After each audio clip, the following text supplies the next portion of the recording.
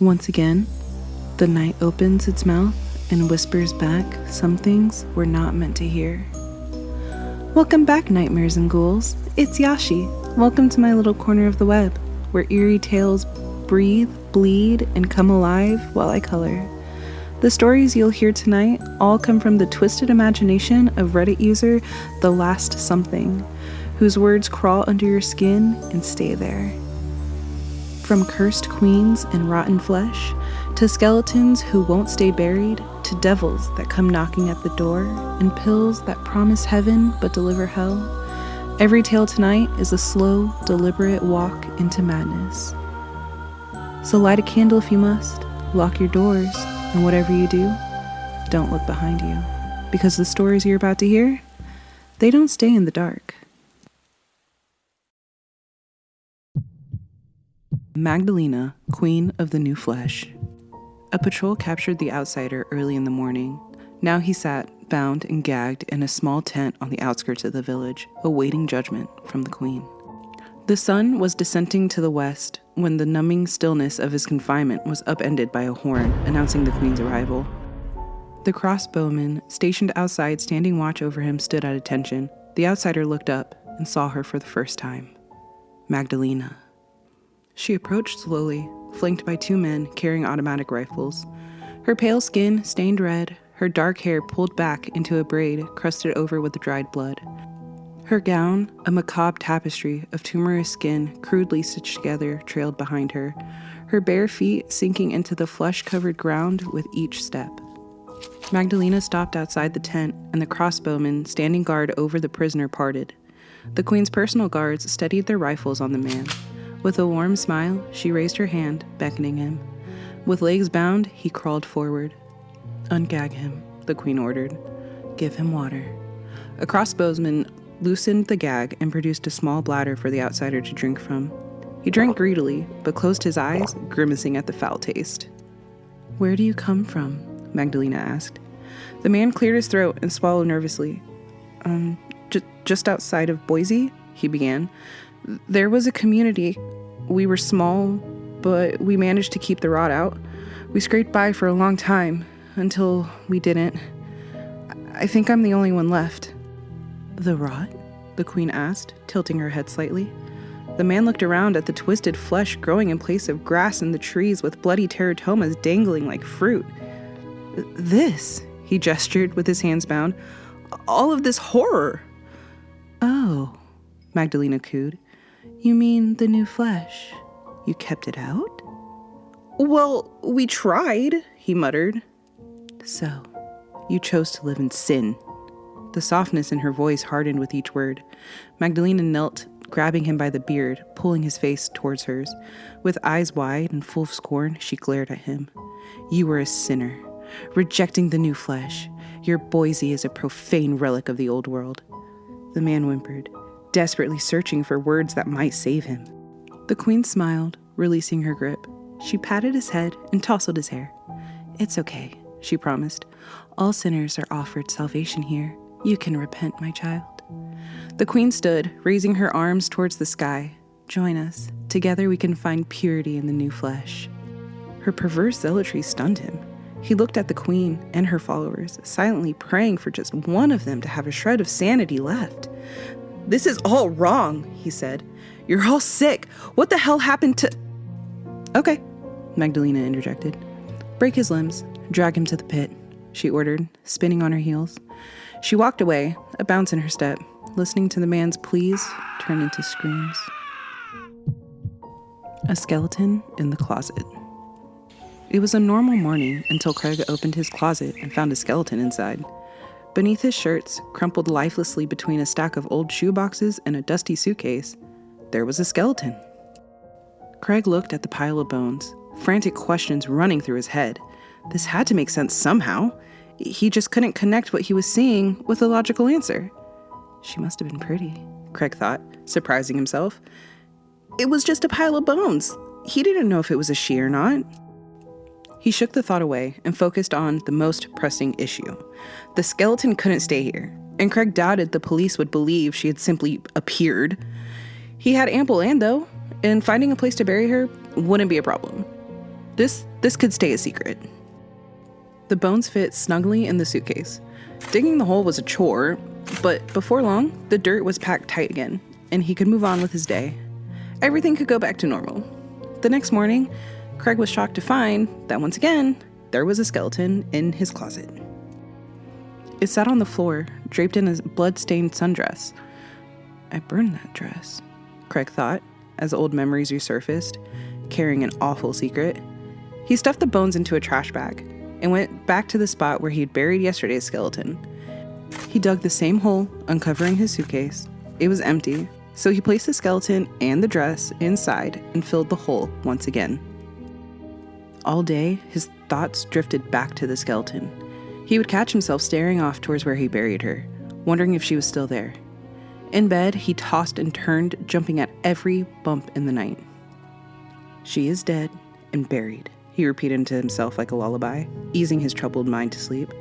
To his relief, the morning light revealed a closet free of bones, just shirts, old boxes, and a perfectly normal closet. With a bounce in his step, he made his way downstairs to start the day off with some coffee.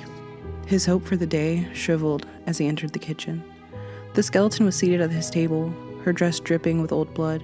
She stared at him with green eyes nestled deep in bony sockets, silently hurling curses at him. Her glare accused him, vilified him, reflected his darkest shames. Craig was so lost in those swirling pools of guilt that he didn't notice his shotgun held in the reverend's hand. His knees buckled under the weight of his conscience. Barely catching himself on the table, he lowered himself into the seat next to her. His heart wept as he looked into her eyes. She leaned towards him, softly tucking the barrel of the gun under his chin. Shaking, he wrapped his finger around the trigger. Her eyes begged him for justice. Craig whispered a final confession and squeezed the trigger. Devil at the door. Alex was dragged out of his drunken stupor by a loud, persistent knocking at his door. Head pounding, Alex opened the door to be greeted by a short, pudgy man in a charcoal suit holding a briefcase. "Good morning, Mr. Moreland," the man said, holding out his hand. "It's a pleasure to meet you on such a fine day." He smiled, displaying a row of crooked teeth. Alex squinted, the daylight burning his eyes. "I'm not buying whatever you're selling. Go away, or I'm coming back with my gun." He slammed the door, but it bounced off the man's foot with a harsh thud. "You don't own a gun, Mr. Moreland. We checked," the man said, still smiling. "I seem to have caught you at a bad time. This should help." He snapped his fingers. Instantly, the pounding Alex's head stopped, and the light seemed to dim. "How'd you do that?" he asked in disbelief. "Curing your hangover is the least of what I have to offer," the man said, gesturing inside. "Please, let's sit." Alex stepped aside as the man entered his home and took a seat at the small, sticky table in the kitchen. The man laid his briefcase on the table, and Alex sat across from him. "You haven't done much with your life," the man began. "No family, no friends, and no job. Oh, you also have no money. The bank will take your house soon. Your life is a mess." The man opened his briefcase, pulled out a brochure, and handed it to Alex. "I don't get it," Alex said, puzzling over the document. "You're trying to sell me a condo?" "That's right, Mr. Moreland. Those condominiums are a part of the new afterlife packages we are proud to offer. A unit just like those pictured could be yours for eternity, all for the low, low price of one simple murder-suicide." Alex looked up from the pictures of the pool and sauna. "You can't be serious." "It's a simple transaction, Mr. Moreland," the man explained. "You do this, and you can earn a secured, guaranteed place in hell with all the amenities included." Alex briefly looked up from the brochure, then continued to read about the complimentary laundry services. "Just kill somebody and then off myself, huh?" "That's right," the man nodded. "It can be anybody of your choosing. We'll provide some local selections if you wish, as well as some other assistance." The man retrieved a handgun from his briefcase and placed it on the table. Alex looked at the gun, thinking about his last boss who fired him over nothing. He thought about the man from the bank who was going to take his home away. All the people who had wronged him, who caused his life to turn out like this. "Only one person?" he asked. The man grinned. "We do offer luxury packages."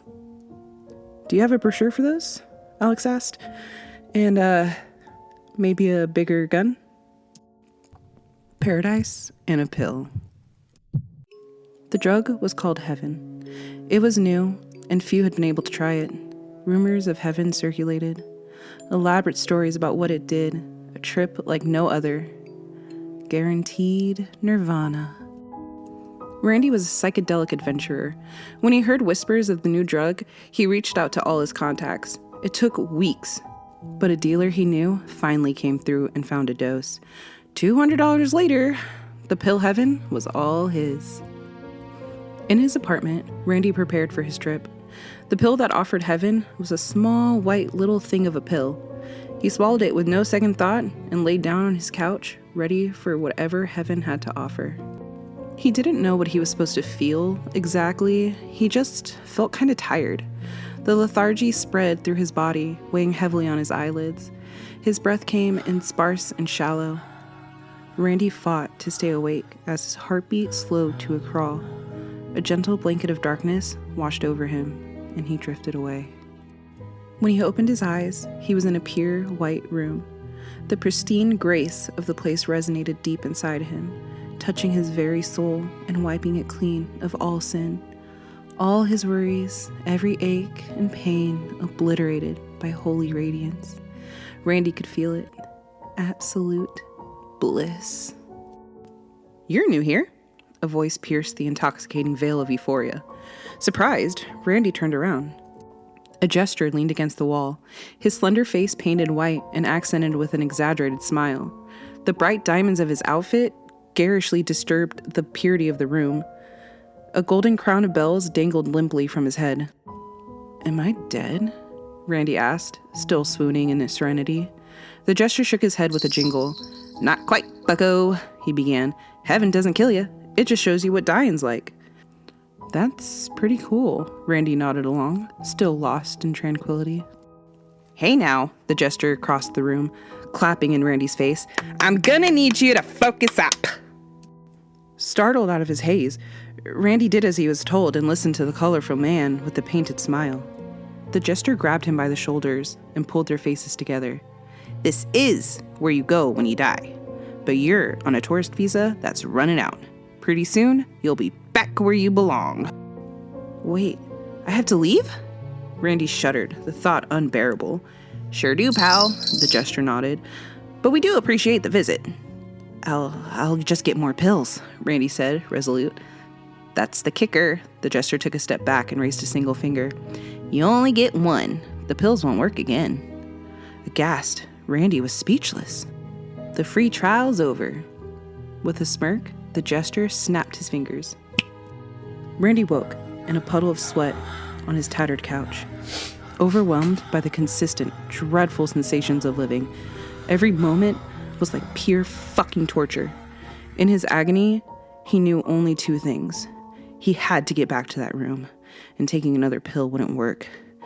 To feel divine bliss again, Randy would have to die. The Skinned Man. Officers Jones and Carson stood in the living room of an abandoned house. Flashlights focused on the tattered couch, trying to make sense of the scene. On the couch sat a man, back straight, hands resting on his knees, eyes fixed on the broken television. Where do you think his skin is?" asked Jones. "Beats the hell out of me," answered Carson. "Whoever did this must have taken it." "Why the hell would somebody do that?" Jones scratched his head. Carson shrugged, and the officers just stared at the skinned man.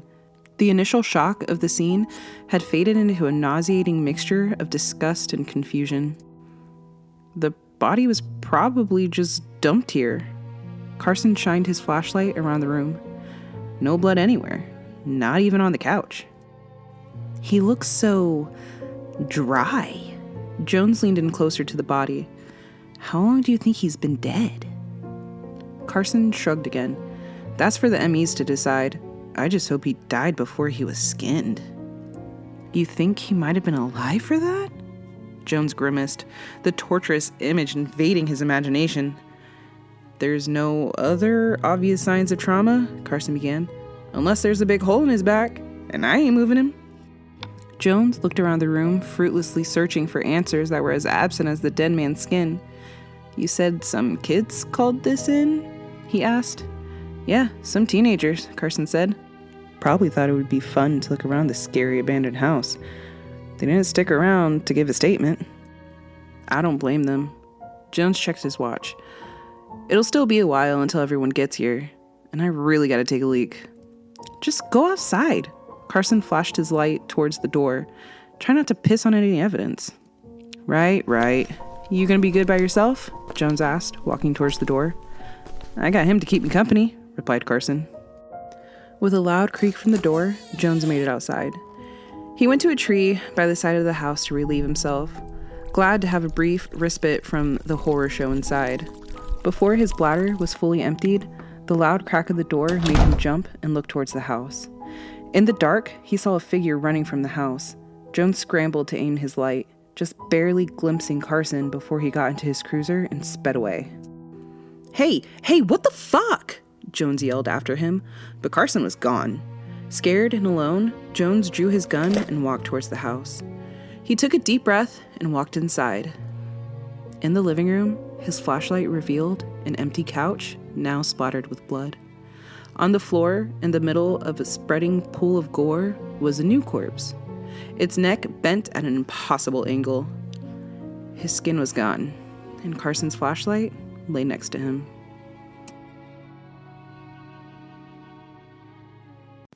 Every story tonight had an ending, but endings are only what we call the parts we survive. The queen's flesh still withers and rots, the skeleton still stares, the devil's steels still tempt, and somewhere out there, another skinned man waits for his turn. If you made it this far, thank you for stepping into the void with me, nightmares. If you enjoyed tonight's madness, feel free to tell me your thoughts in the comments. And if you have a spooky story of your own that deserves to be told, my Discord is open, if you dare. The description is down below. Be sure to visit tonight's author, The Last Something, on Reddit. Their mind is a labyrinth of horror worth exploring. Until next time, keep your lights dim, your heartbeat steady, and remember, some stories don't end, they just wait.